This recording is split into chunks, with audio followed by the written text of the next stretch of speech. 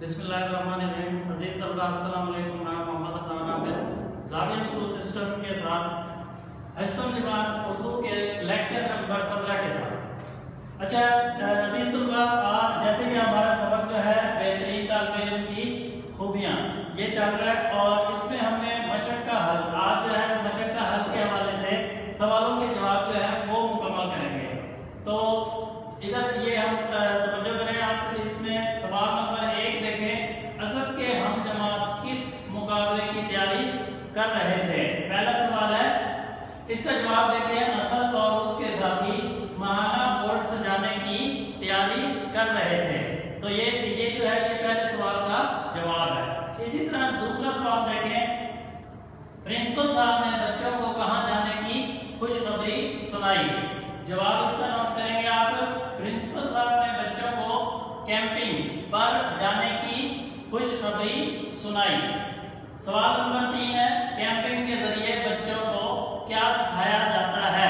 इसका जवाब नोट करें। कैंपिंग के जरिए बच्चों में खुद एतमादी पैदा की जाती है, उन्हें मुख्तसर सामान और सख्त हालात में रहने की तरबियत के साथ दूसरों से मिलकर रहने के तरीके बताए जाते हैं।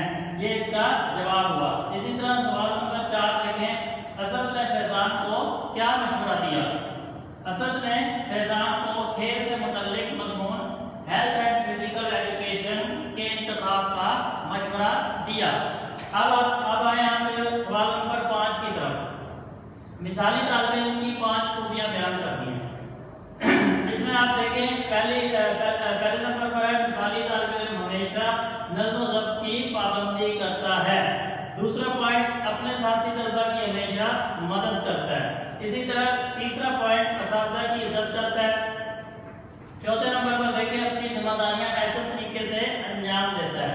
इसी तरह 5वें नंबर पर है, मिसाली तालिब इल्म ना सिर्फ निसाबी बल्कि गैर निसाबी सरगर्मियों में भी बड़े जोश व खरोश से हिस्सा लेता है।